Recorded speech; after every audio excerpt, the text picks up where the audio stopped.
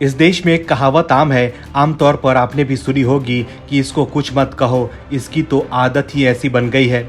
अब ये सुधरने वाला नहीं है। ऐसा ही हाल कुछ दिनों में देश के भीतर कांग्रेस की भी होने वाली है, क्योंकि कांग्रेस की आदत में शुमार हो चुका है कि विदेशी धरती पर जाओ और देश की बुराई करो।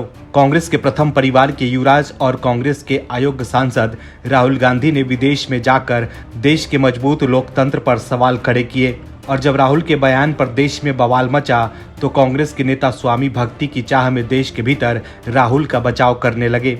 कांग्रेस ने अपनी राजनीतिक नीति का हिस्सा बना लिया है कि देश के लोगों के बीच लोकतंत्र खतरे में है। ऐसी भ्रम की स्थिति पैदा कर पार्टी देश के भीतर की लोकतांत्रिक संरचना को खतरे में डालने का काम कर रही है। कांग्रेस के राजनीतिक ताने बाने का ही हिस्सा है कि देश के भीतर आम जनमानस के बीच असंतोष और सामाजिक असमानता की आग लगाकर उस पर अपनी राजनीतिक रोटियां सेकी जाए और जनता के द्वेष पर अपनी सत्ता चलाई जाए। मोदी सरकार की विदेश नीति पर लगातार सवाल उठाना भी कांग्रेस की राजनीतिक दिनचर्या का हिस्सा बन गया था। लेकिन कहते हैं न कि झूठ कितना ही तेज भाग ले, अंत में उसे हारना ही होता है। ऐसा ही कुछ कांग्रेस के झूठे एजेंडे के साथ भी हुआ है। मोदी सरकार के प्रबल विदेश नीति के आगे कांग्रेस का एजेंडा फिर धराशायी हो गया है। क्या है खबर, बताते हैं आपको इस रिपोर्ट में। बने रहिए हमारे साथ अंत तक। दरअसल संयुक्त राष्ट्र में भारत की धमक लगातार बढ़ती जा रही है। विदेश मंत्री एस जयशंकर ने इस बात की जानकारी दी कि भारत को 4 साल के लिए संयुक्त राष्ट्र के सर्वोच्च सांख्यिकीय बॉडी के लिए चुना गया है।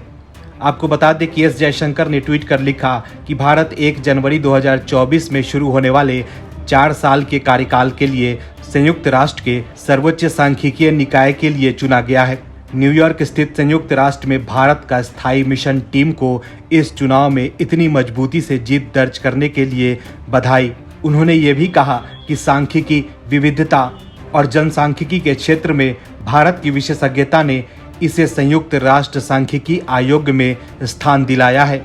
भारत ने अभी अभी संपन्न हुए संयुक्त राष्ट्र सांख्यिकी आयोग के चुनाव में 53 में से 46 मत प्राप्त करके अपने प्रतिद्वंदियों दक्षिण कोरिया, चीन और संयुक्त अरब अमीरात को बहुत पीछे छोड़ दिया है। भारत ने ये शानदार जीत हासिल की है। यहाँ 2 सीटों के लिए 4 उम्मीदवार थे। ऐसे में देश के भीतर कांग्रेस और दूसरे विपक्षी दलों को समझना होगा कि अब देश की राजनीति बदल चुकी है और अब बंटवारे की नहीं, राष्ट्रहित की राजनीति का दौर है। Bureau report, OMH news. और भी वीडियोस देखने के लिए चैनल को सब्सक्राइब करें और बेल आइकन को दबाएं।